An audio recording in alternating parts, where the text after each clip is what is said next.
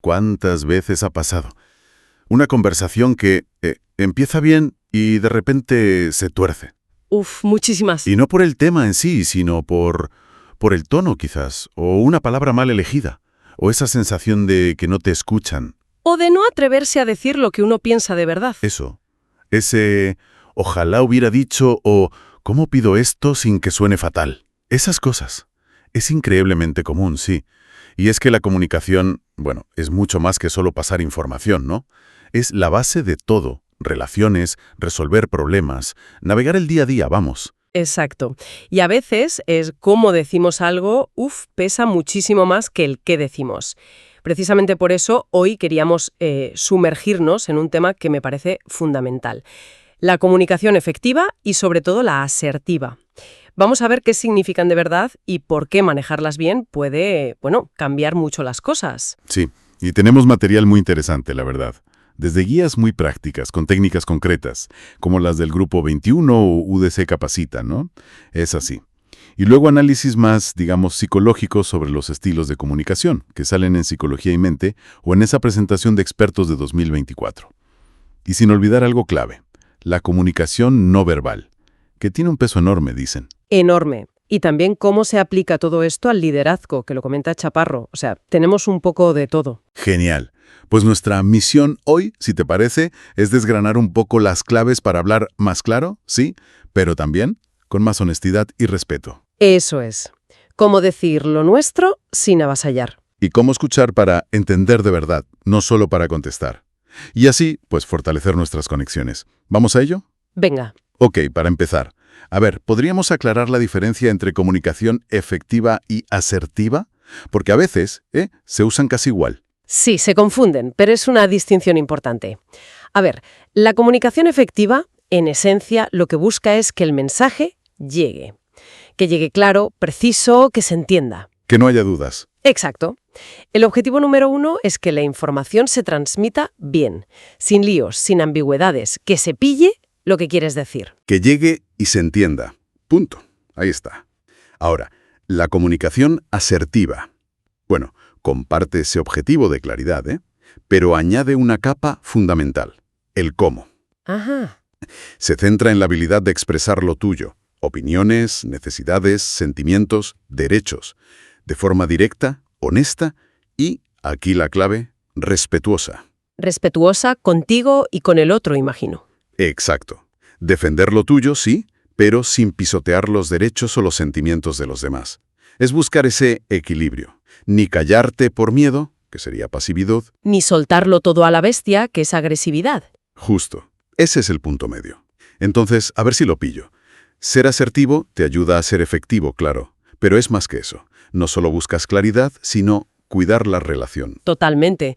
La asertividad es una forma de comunicar eficazmente, pero que pone un énfasis muy especial en mantener relaciones sanas, constructivas. ¿Vale? No se trata solo de soltar la información y ya está, sino de hacerlo de una manera que mantenga el respeto mutuo, que facilite que el otro te entienda de verdad y que permite encontrar soluciones juntos. O sea que es como comunicación efectiva, con inteligencia emocional y social metida en la mezcla. Podríamos decirlo así, sí. Es una buena forma de verlo. Me parece una distinción, clave. Has mencionado pasividad y agresividad. Las fuentes que comentabas, Psicología y Mente, la presentación esa, hablan de 3 estilos principales de comunicación. ¿Podríamos verlos un poco? Entenderlos parece el primer paso para mejorar, ¿no? Desde luego. Identificar estos 3 patrones, pasivo, agresivo y asertivo, es fundamental. A ver, el estilo pasivo se caracteriza porque a la persona le cuesta un montón expresar sus opiniones, sus necesidades, lo que siente. Pone a los demás primero siempre, ¿no? Y endea eso, sí. Y evita el conflicto como sea. A menudo siente que sus ideas, que no valen tanto. El clásico, como tú quieras. No, si a mí me da igual. Aunque por dentro, igual le esté sentando fatal. Ese mismo. Pero, una cosa. Siempre es malo. A veces, ceder en algo pequeño evita un lío más gordo. ¿No puede ser útil, a veces? Es un buen punto, sí. Puntualmente, elegir no entrar en una batalla pequeña puede ser inteligente, adaptativo. El problema viene cuando el estilo pasivo es tu forma habitual de funcionar. Claro, si es siempre así. Ahí es donde lleva a frustración acumulada, resentimiento y a una autoestima baja, claro. Verbalmente, pues usan frases como, bueno, quizá tengas razón, no te preocupes por mí. Ya. Y una cosa interesante que apuntan las fuentes es que, aunque parece que evita el conflicto externo inmediato, a la larga puede generar más estrés interno, por esa sensación de no contar, de no ser visto. Entiendo. El coste interno es alto. ¿Y cómo se ve eso por fuera? O sea, en lo no verbal. Suele ser bastante claro, la verdad. La postura es como un poco encorvada, hombros caídos, evitan mirarte a los ojos directamente. Mirada huidiza. Eso. Y la voz es baja, como dudando, a veces casi ni se oye.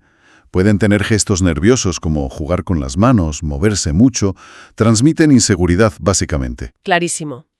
Vamos al otro extremo. El estilo agresivo. Aquí me imagino que no hay duda de lo que piensan, ¿no? Ninguna duda. La persona con estilo agresivo lo que busca es dominar, imponer su punto de vista sí o sí sin tener en cuenta los derechos o los sentimientos del otro. Te pasan por encima. Exacto.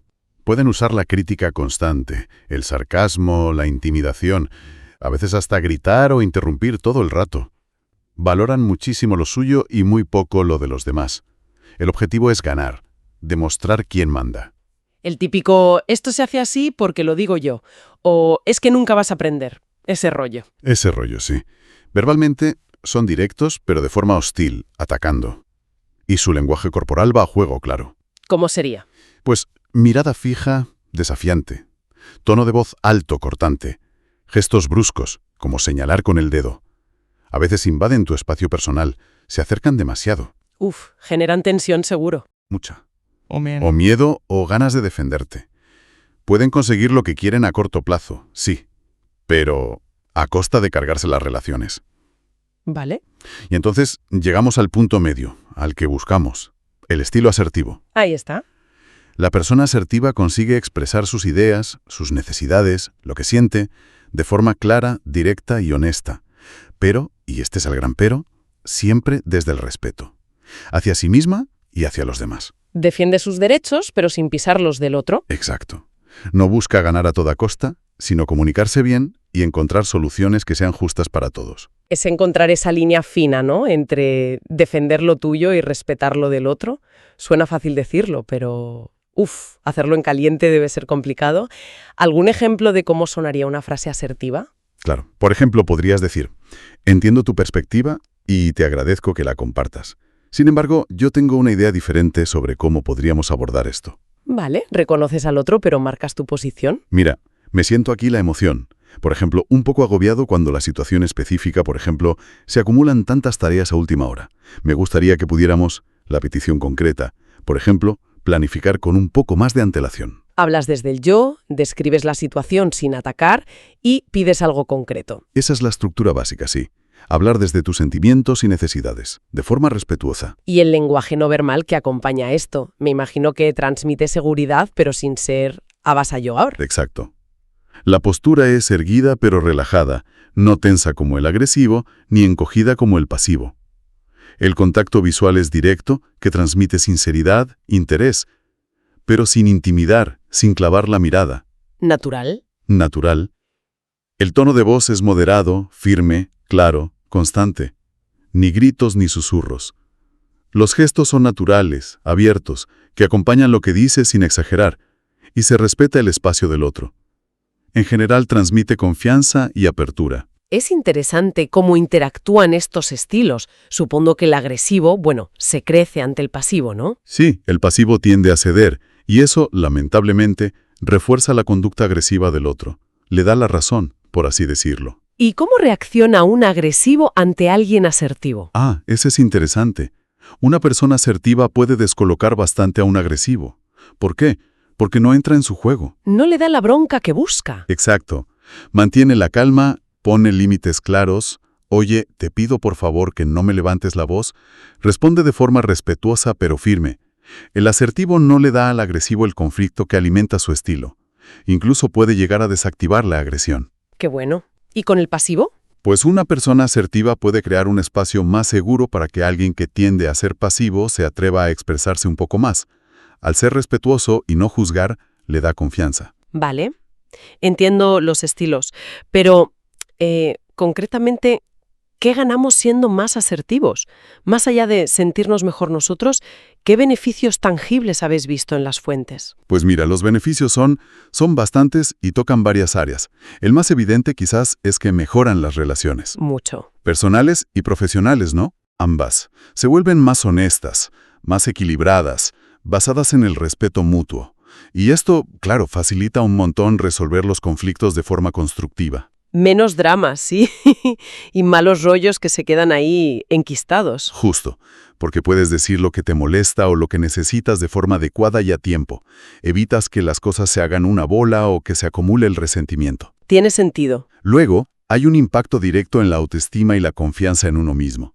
Sentir que eres capaz de expresarte, de poner límites, de defender tus ideas con respeto. Eso te da fuerza, te empodera. Y mencionabas antes lo del estrés.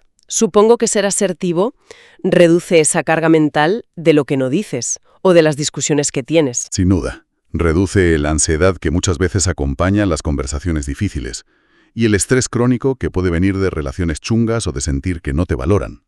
Como dice una de las fuentes, es un beneficio para el cuerpo y el alma. Cuerpo y alma me gusta. Y en el trabajo, como apunta Asana, por ejemplo, fomenta mucho la colaboración y mejora el trabajo en equipo. La claridad y el respeto son, esenciales para entenderse. Y una de las fuentes, Chaparro creo que era, recalca mucho su importancia en el liderazgo. A ver, intuitivamente tiene sentido, pero ¿no podría pasar que un líder asertivo sea visto como demasiado blando? O al revés, si no mide bien, quizás como muy de confrontar. Es una preocupación lógica, sí, y calibrar bien es clave. No es fácil siempre. Sin embargo, la asertividad bien entendida, bien practicada, es una herramienta estratégica súper potente para un líder. ¿En qué sentido? Pues le permite comunicar su visión de forma clara y que convenza. Dar feedback útil, tanto el bueno como el malo. Motivar al equipo. Gestionar los desacuerdos sin que todo explote. Y sobre todo, construir confianza. Claro, porque un líder que solo impone, el agresivo, genera miedo. Exacto. Y uno que no se atreve a decir las cosas claras o a tomar decisiones, el pasivo, genera confusión y desgana. El líder asertivo, en cambio, inspira respeto y compromiso, y crea un ambiente donde la gente se siente segura para decir lo que piensa, para aportar. Clarísimo. Genial. Ahora vayamos a lo práctico, al cómo. ¿Qué técnicas concretas podemos empezar a usar para entrenar esta habilidad? Hay varias herramientas muy efectivas. Si quieres, empezamos por lo verbal y lo paraverbal, o sea, el tono y demás. Una muy conocida es la de los mensajes yo. Sí, eso lo he oído. Empezar las frases con yo en lugar de tú suena como muy simple, pero dicen que funciona. ¿Por qué exactamente? Funciona porque cambia totalmente el foco de la frase. En lugar de lanzar una acusación o un juicio sobre el otro, tipo, tú siempre me interrumpes o tú nunca me ayudas. Que eso pone al otro a la defensiva al instante. Al instante. En cambio, si centras el mensaje en tu propia experiencia, tu sentimiento, tu percepción, dices, yo me siento frustrada, o yo necesito ayuda con estas tareas. Vale, hablas de ti, no del otro. Exacto. Y eso hace que la otra persona se sienta menos atacada y por lo tanto esté más dispuesta a escuchar y menos a defenderse. Es una forma de expresar una necesidad o una molestia sin echar culpas. Como el ejemplo que daba Estrella Montolio, que me hizo gracia. En vez de tú siempre decides, decir yo a veces me siento un poco como si fuera medio tonta porque nunca puedo elegir. Es más vulnerable quizás, pero mucho menos agresivo. Ese es un buen ejemplo, sí. Aunque, una duda. ¿No corres el riesgo de parecer un poco egocéntrico si abusas del mensaje yo? En plan, yo. Es una buena matización, sí. Como cualquier técnica, hay que usarla con cabeza y según el momento. No se trata de que toda la conversación gire sobre yo, claro que no. Vale. Se trata de usar esta estructura sobre todo cuando necesitas decir algo delicado, una crítica constructiva o una necesidad que no está cubierta. Es una forma de hacerte responsable de tus sentimientos y percepciones, en lugar de proyectarlos en el otro. Entendido. Otra técnica que mencionaba Montolío y que me pareció súper útil es eso de transformar las quejas en peticiones directas. Exacto. Es pasar de un lamento que no lleva a ningún lado a una acción concreta que sí puede cambiar algo. La queja, nunca me haces caso, es vaga y suena a reproche. Claro. En cambio, la petición, oye, me gustaría que me miraras cuando te hablo, me hace sentir que me escuchas de verdad, Es específica, expresa una necesidad clara y sugiere una solución. Pones la responsabilidad en ti, que pides, en lugar de solo señalar lo que el otro hace mal. Esa es la idea. Aunque, como decías antes, a veces puede sentirse como un esfuerzo extra tener que pensarlo así, ¿no? Sobre todo si estás enfadado. Sí, requiere pararse a pensar un poco antes de hablar, la verdad. Pero supongo que si funciona, compensa. Y junto a esto, la claridad y la especificidad. ¿Cuántos problemas vienen de la vaguedad, de no decir las cosas claras? Fundamental. La asertividad huye de las indirectas, de las generalidades tipo «ya veremos» o «hazlo como veas». Necesita ser clara, directa y concreta. Si pides ayuda, di en qué exactamente. Si das feedback, ¿sobre qué punto y por qué? Eso es. Si pones un límite, que quede meridianamente claro cuál es. Nada de ambigüedades. Y hablando de límites, una habilidad que me parece clave y que a mucha gente le cuesta horrores, saber decir no. Es uno de los derechos asertivos básicos que recogen todas las fuentes, ¿sí? Tenemos derecho a decir no sin sentirnos culpables por ello. Qué fácil suena. Y qué difícil es a veces, lo sé. Pero se puede hacer de forma amable y firme a la vez. Por ejemplo, oye, te agradezco un montón que hayas pensado en mí para este proyecto, de verdad, pero ahora mismo mi carga de trabajo no me permite asumirlo con la dedicación que se merece. Sin dar mil excusas ni mentir. Exacto. No hace falta. Un no respetuoso es perfectamente válido y necesario a veces. ¿Vale? Y todo esto que decimos con palabras, ¿cómo lo apoyamos? Con el tono, el ritmo, lo que llamáis elementos paraverbales. Son cruciales. Es que la misma palabra, por ejemplo, gracias, puede sonar sincera, irónica, forzada, solo cambiando el tono, el volumen o el ritmo con que la dices. Totalmente. Pues, la comunicación asertiva busca un tono de voz modulado, ¿sabes? Ni muy alto ni muy bajo. Claro, firme, pero cálido si puede ser. Un ritmo más bien pausado, que transmita calma y seguridad, sin atropellar ni dudar demasiado. Las pausas también comunican, ¿no? Muchísimo. Usar bien las pausas da énfasis, permite pensar. Todo esto refuerza que tu mensaje sea coherente, que lo que dices y cómo lo dices vayan de la mano. Y llegamos a la comunicación no verbal, el lenguaje del cuerpo. Las fuentes le dan un peso, enorme. A veces citan la famosa regla esa de Mehrabian, del 7-38-55. Que era palabras, tono, cuerpo. Sí, esa regla es muy famosa. Aunque hay que decir que el contexto original de ese estudio era muy, muy específico, sobre comunicación de emociones y actitudes. Ah, vale. No es aplicable a todo tal cual. No exactamente a todo con esos porcentajes, pero más allá de las cifras exactas, el consenso es claro. En la comunicación cara a cara, lo que hacemos con el cuerpo y cómo suena nuestra voz, lo no verbal y paraverbal, tiene un impacto inmenso en cómo se recibe el mensaje. Transmite la emoción, la actitud, si te creen o no, totalmente. Y a menudo, si hay una contradicción entre lo que dices con palabras y lo que dice tu cuerpo, la gente tiende a creer más al cuerpo. Es más difícil de falsear, supongo. Entonces, ¿cuáles serían las señales no verbales clave de la asertividad? Mencionaste antes la postura erguida, pero relajada, el contacto visual. Eso es. Me da curiosidad lo del contacto visual. ¿Cómo encuentras el punto justo? Para mirar a los ojos y conectar, pero que no resulte intimidante o desafiante, que no parezca que estás echando un pulso con la mirada. Claro. Es cuestión de equilibrio y naturalidad. El contacto visual asertivo es directo, sí. Muestra que estás presente, escuchando, siendo sincero. Pero no es una mirada fija, penetrante, que no se aparta nunca. Vale. Puedes desviar la mirada brevemente de forma natural, pues al pensar, al gesticular, pero vuelves a conectar. Es muy diferente de la evitación de la mirada del pasivo o de esa mirada que te clava el agresivo. Entiendo. ¿Y qué más? ¿Gestos? ¿Expresión?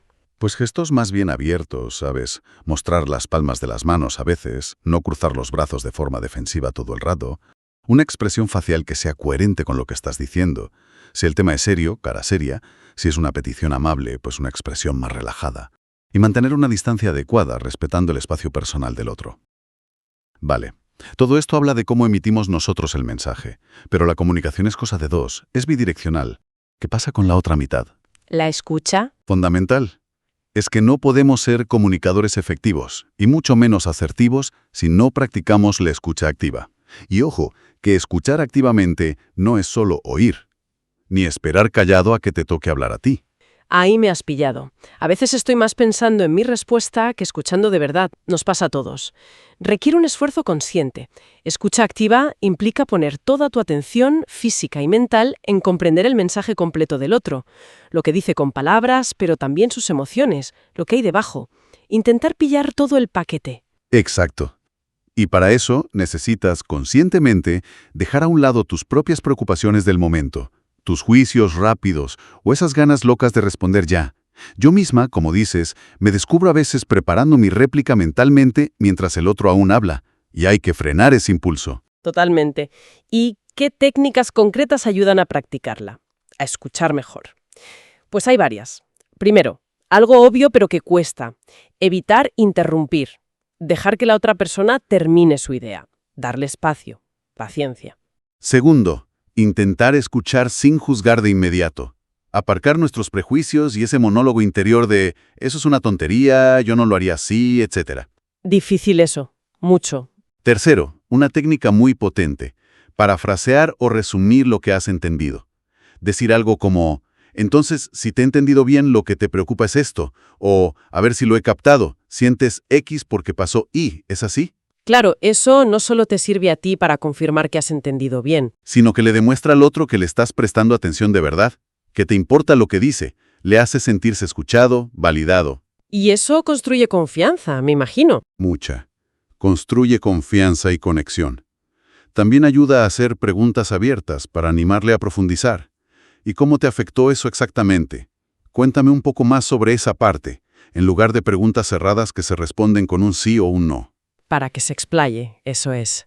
Y por supuesto usar las señales no verbales de escucha, asentir con la cabeza, inclinarte un poquito hacia la persona, mantener ese contacto visual apropiado del que hablábamos. Entendido.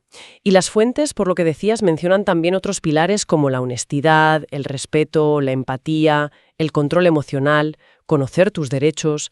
Son como los cimientos sobre los que se construyen estas técnicas, ¿no? Precisamente, son la base.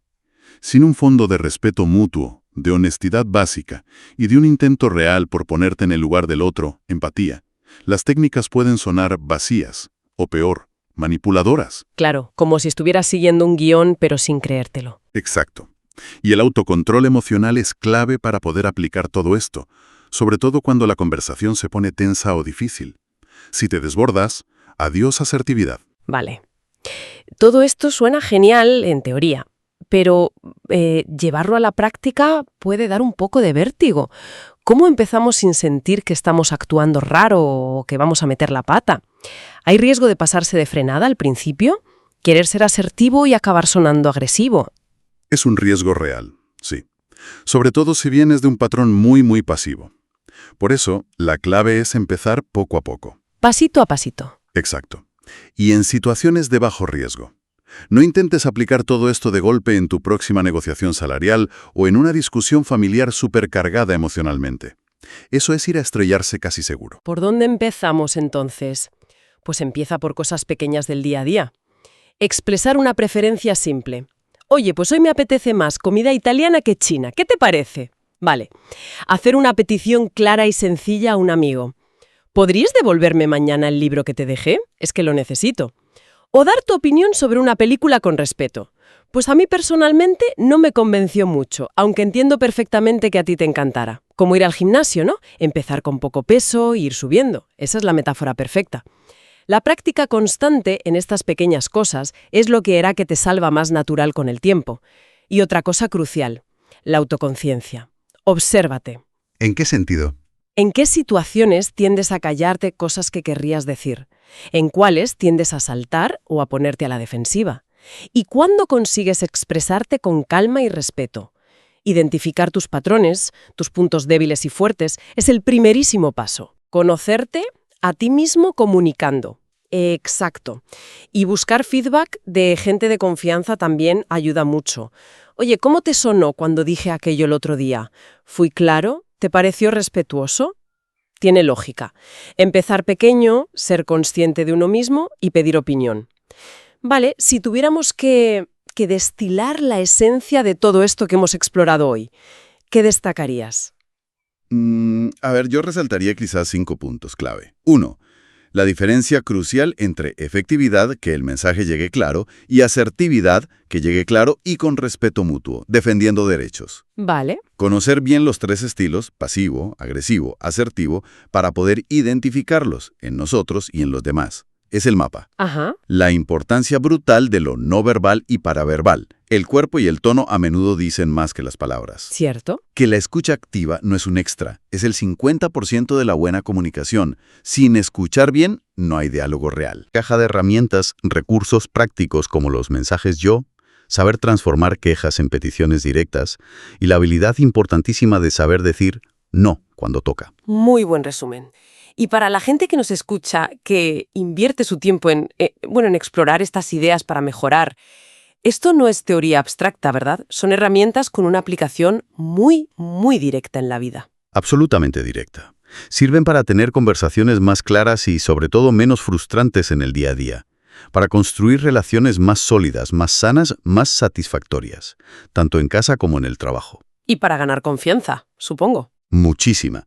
Confianza al expresar tus ideas, tus necesidades, al poner límites.